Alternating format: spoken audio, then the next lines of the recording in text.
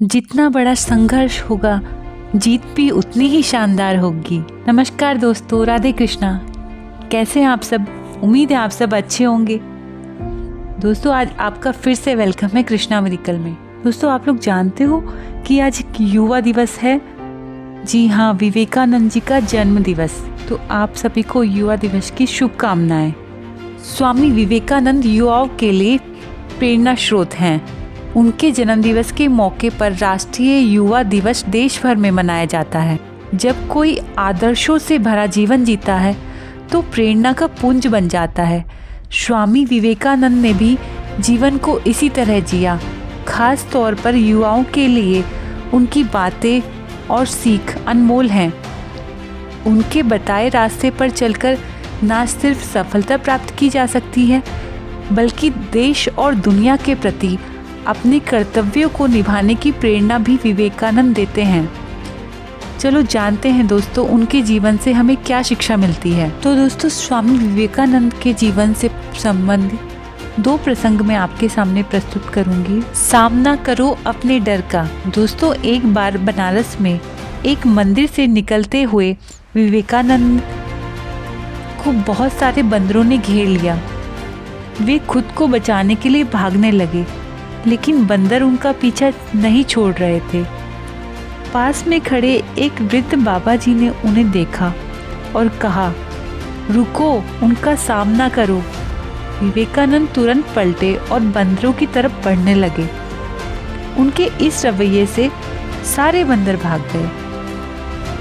तो विवेकानंद जी आश्चर्यचकित रह गए। तभी बाबा ने बताया, इस घटना से उन्हें ये सीख ग्रहण करनी चाहिए कि डर कर भागने की अपेक्षा मुसीबत का सामना करना चाहिए। कई सालों बाद उन्होंने एक संबोधन में भी कहा था, यदि कभी कोई चीज़ तुम्हें डराए तो उससे भागो मत, पलटो और सामना करो।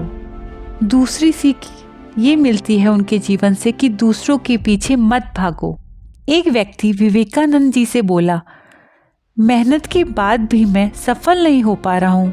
इस पर विवेकानंद जी ने उस व्यक्ति को अपने डॉगी को सैर कराकर लाने को कहा। जब उसका डॉगी और वो दोनों वापस आए तो कुत्ता बहुत थका हुआ लग रहा था, बल्कि उस व्यक्ति का चेहरा चमक रहा था।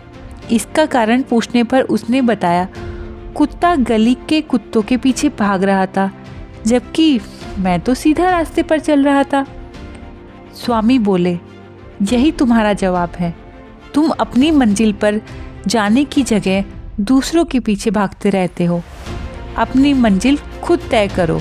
हम मेहनत तो करते हैं, लेकिन उस मेहनत को सही डायरेक्शन में भी करना ज़रूरी है।